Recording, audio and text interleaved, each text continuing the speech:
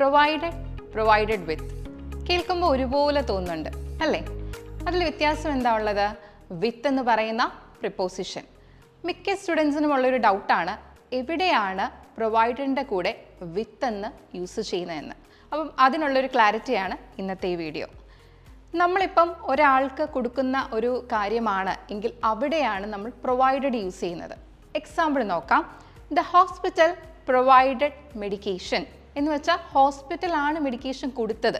അപ്പം ഒരാൾക്ക് കൊടുക്കുകയാണെങ്കിൽ അവിടെ പ്രൊവൈഡഡും, അതേസമയം പേഷ്യൻ്റ് റിസീവ് ചെയ്യുകയാണെങ്കിൽ അവിടെ നമ്മൾ ഉപയോഗിക്കുന്നത് പ്രൊവൈഡഡ് വിത്ത് ആണ്.